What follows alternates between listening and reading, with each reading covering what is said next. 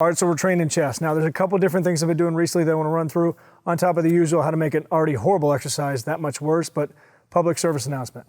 If you ever spill a protein shake in your car, just let it go. Say, f it. It's not worth the risk. I did it in my car, tried to clean it up, broke my fucking finger in half.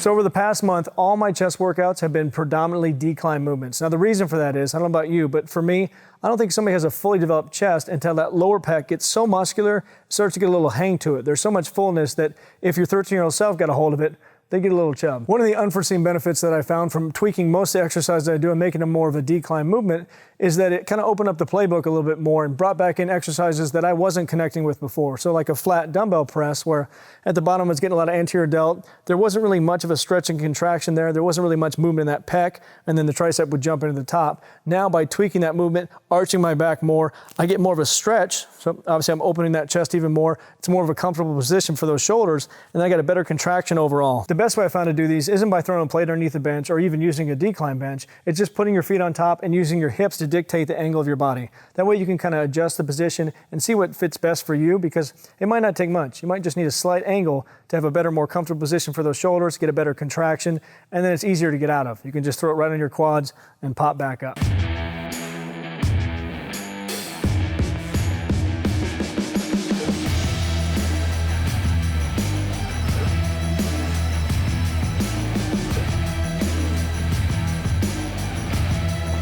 So dips have made their way into every single one of these workouts because obviously they're more of a downward movement than any other exercise you can do, but not the way most people do them. Most people do them like they just left whatever CD thing they were looking at on the internet on their computer, and they got to race their partner to get home before they find out really how messed up they truly are. The way I do these is as slow as possible. It's one of those rare exceptions that if I get over 10 reps, I've messed up, because what I want to do is a 5-count negative, a 3-second hold at the bottom where I really open up that chest, pull those shoulders back, hold that stretch a second, and then start the contraction up, 5-count positive, and it's a very slow, methodical movement. It's a painfully horrible movement because I might have a very short range of motion because I'm going from fully stretched to about a little bit above halfway.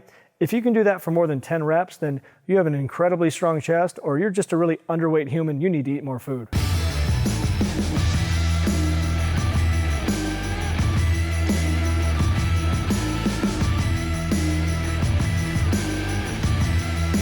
So obviously cable flies are an incredible way to really hit that lower pec, because you can come at it in so many different angles and you can really figure out what's the best way to contract that lower part of your chest and really peak out the contraction and finish it off in that lower pec. So we're gonna hit it in 2 different ways. The first one, we're gonna set up the cable low and come across the body. Now this one's all about the contraction and finding the best connection for you, less about the stretch. So first thing I want you to do is kind of play around with your shoulders a little bit and see what you connect with most. You might connect better by turning in a little bit. You might hit a little bit more inner chest that way, or turning out. The second thing to watch out for is your wrist. So as you're coming up, either turn that hand in towards you more and see if you wrap that around your body, or turn that wrist towards the ceiling, see if you can peak out the contraction that way. After 2 working sets of those, which working sets are the ones where you grunt like an idiot and don't realize it because you have your headphones on, you're gonna put the cable nice and high, really focusing on the stretch and exaggerating that range of motion. And I can pretty much guarantee you have a better contraction by supinating that wrist towards the ceiling and flexing past your midline.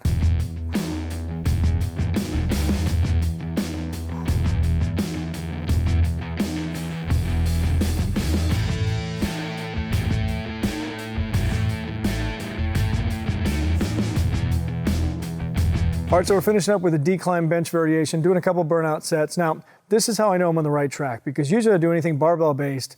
It tells my shoulder, my anterior delt, and that chest insertion point to go eat a bag of dicks and hurry, and I usually have to stop right there. But because of putting my feet on the bench and really adjusting those hips in a way, and I find that perfect angle for me, where I can really open up the shoulders, it's comfortable. I mean, there's been no issues whatsoever. It's been a crazy soreness I've gotten from it, and it just works really well. So one thing I want you to watch out for, though, is as you watch the B-roll of this, kind of watch how my elbows flare in, not out. And watch, and the best way I can kind of put this and state this is make sure you're driving through that elbow and not through your wrist or through your shoulders. Really drop that elbow, flex it up, and make sure you're pushing with your chest and nothing else.